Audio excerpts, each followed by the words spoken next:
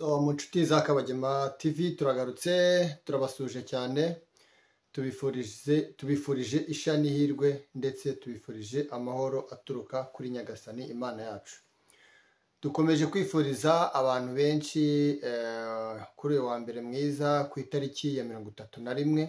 Ejo ni itariki ya mbere, tukaba tuzatangira ukwezi kwa kane, akaba ari n'umunsi bavuga ko muri rusange wizihizwa nk'aho mu isi ari uwo kubeshya, ariko ntabwo turi kubashishikariza kubeshya, kuko kubeshya ntabwo ari byiza. Karibu nyinshi rero ni Kabagema TV, turagarutse nk'ibisanzwe, tukaba tugiye kubagezaho amwe mu makuru. Twiyemeje kuzajya tubagezaho amwe mu makuru asa nk'aho ari imbuzi kuri twebwe, cyangwa se bimwe mu biri kuvugwa cyane kurusha ibindi muri ino si ya rurema turimo. Dusuje abantu b'inshuti za Kabagema TV bari mu Rwanda, abantu bari muri Congo, turabihanganishije cyane, Imana ikomeze ibarinde ibyago by'intambara biriyo. Dusuje abantu bari i Burayi, cyane cyane abantu bari muri Norvège, Suède, muri Pays de Scandinavie muri rusange, by'umwihariko abantu bari mu Bufaransa. Ni naho tugiye kugarukaho uyu munsi. Uyu munsi tugiye kugaruka ku bintu bisa nk'aho maze kubona ko buryo wababaye rimwe n'ubundi ababara igihe cyose, cyangwa se ibigaragaza ko muri ino minsi ibintu bitari sawa, ni uko bigaragaza ko ruri hamwe ruri n'ahandi. Urugero yenda tugiye kubahereza, cyangwa se impamvu tugarutse kuri ibi bintu, ni ijambo ryavugiwe mu gihugu cy'Ubufaransa rivuzwe na Perezida Emmanuel Macron, avuga ku bigendanye n'uko Uburusiya ngo bumaze kuba nk'aho ari menace igaragara cyane muri iyi si, cyangwa se ari menace ku Burayi ndetse na Ukraine nyirizina muri rusange. Tubigiye muri detaye yenda, cyangwa se tubivuzeho gakeya, nuko mu minsi yashize mwagiye mubona urujya n'uruza ruri hagati ya Donald Trump ndetse na Vladimir Putin. Muzi ko Perezida Trump yavuze ko we agomba kuzarangiza ziriya ntambara, ariko bimaze kugaragara ko Trump we arangiza intambara mu buryo busa nkaho ari ubwa business, nk'uko we ari umunyabusiness ni nyirizina, n'ubundi arangiza ibintu mu buryo bumeze nka business. Ku batabyumva rero ntago ahita asa nkaho abyivangamo, ajya ajya ahantu hari inyungu gusa. Impamvu tugarutse rero ku Bufaransa, nyuma y'uko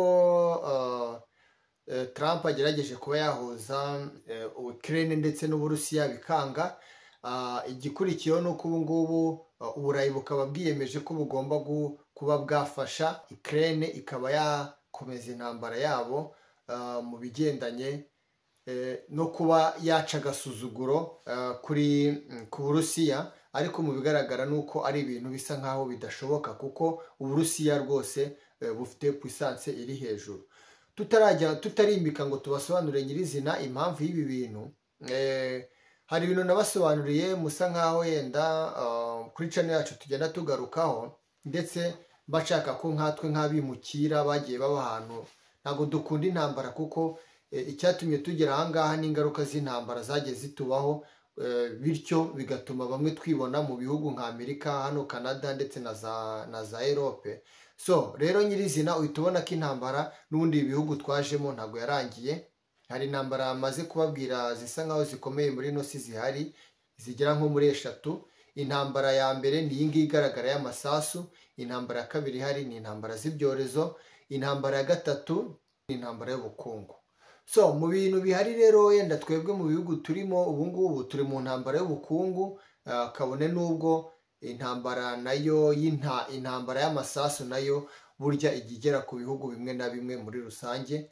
Nk'uko twavuga ko muri Afurika, muri Pays du Grand Lac hariyo intambara y'amasasu ndetse n'iy'ubukungu bigiye bifatanye muri rusange nyirizina. Nk'uko nagiye mbibabwira, kuva mu mwaka w'ibihumbi 2020 haje corona, nyuma yaho hahita haza intambara y'Uburusiya. Uburusiya nibwo bwahagaritse, busa nkaho bwahagaritse intambara ya corona cyangwa y'ibyorezo.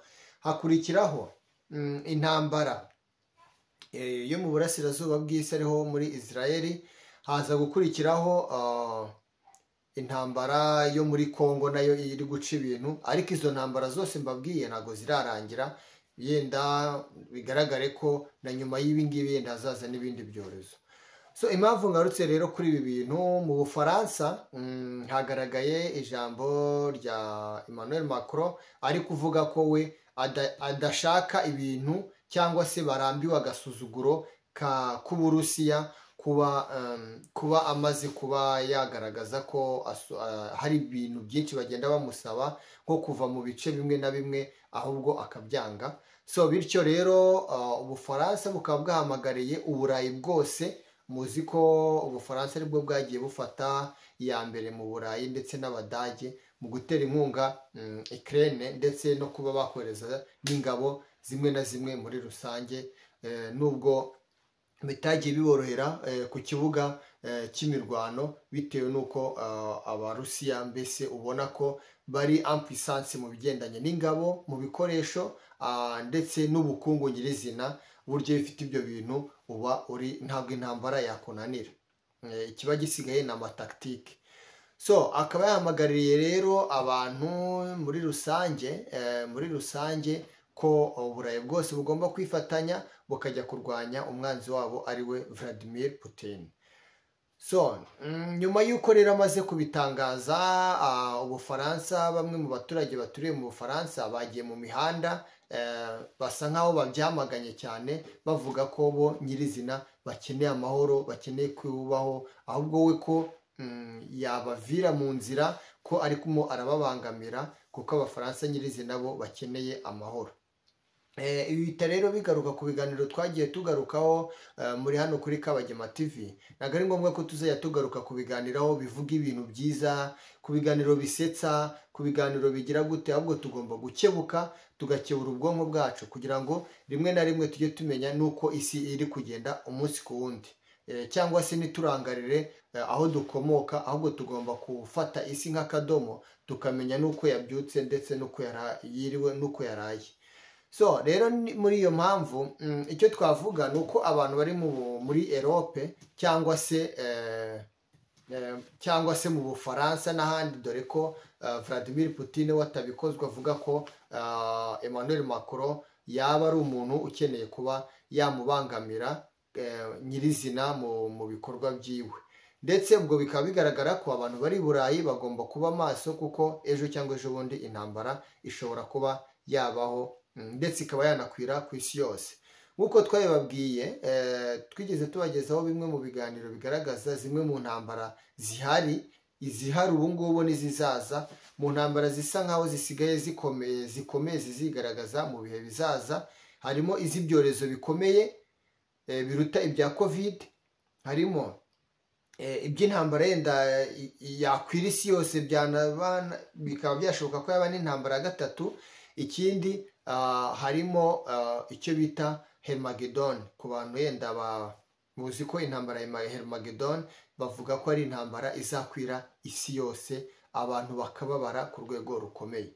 So rero mba nagarutse hano nshaka kugira ngo tube twareka kurangara cyangwa se tukaba yenda twarangamiye mu bindi, ariko nitwibuke ko turi hano ku isi kandi ibintu bisa nkaho biri guhinduka. So muraza rero kugenda mubonera iyo video ya Emmanuel Macron ukuntu ari kugenda abivuga, arimo agaruka ku magambo avuga ngo ubu twinjiye mu isaha ya nyuma.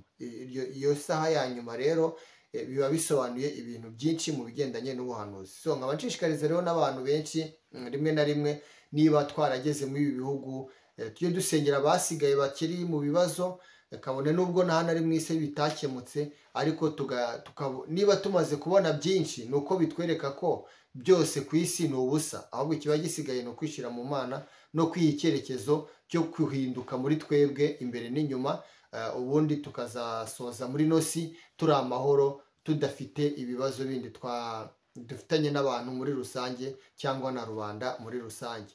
So rero nk'inshuti za Kabagema TV nkomeje kubashimira cyane. Ciao ciao, Imana ikomeze ibarinde kandi imigisha n'amahoro bibane namwe, murakoze cyane. La Russie est devenue, au moment où je vous parle et pour les années à venir, une menace pour la France et pour l'Europe. Le premier jour, décidé de soutenir l'Ukraine et de sanctionner la Russie.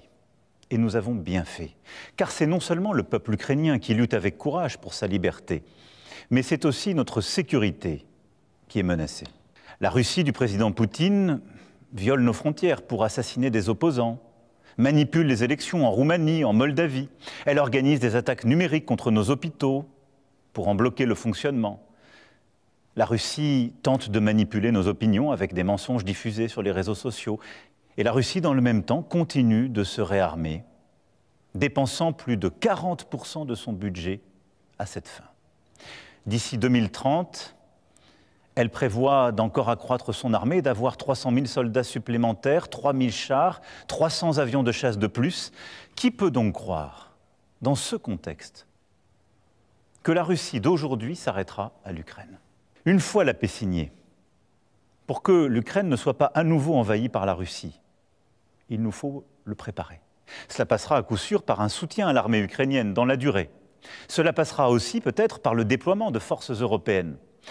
Celles-ci n'iraient pas se battre aujourd'hui, elles n'iraient pas se battre sur la ligne de front, mais elles seraient là, au contraire, une fois la paix signée, pour en garantir le plein respect. Des menaces, de cette accélération que je viens de décrire, nous aurons à faire de nouveaux choix budgétaires et des investissements supplémentaires qui sont désormais devenus indispensables, sans que les impôts ne soient augmentés. Nous devons aussi nous préparer à ce que les États-Unis décident de tarifs douaniers sur les marchandises européennes, comme ils viennent de le confirmer à l'encontre du Canada et du Mexique. Cette décision incompréhensible, tant pour l'économie américaine que pour la nôtre, aura des conséquences sur certaines de nos filières. Elle accroît la difficulté du moment, mais elle ne restera pas sans réponse de notre part. Alors, tout en préparant la riposte, avec nos collègues européens, nous continuerons, comme je l'ai fait voilà 15 jours, à tout tenter pour convaincre que cette décision nous ferait du mal à tous.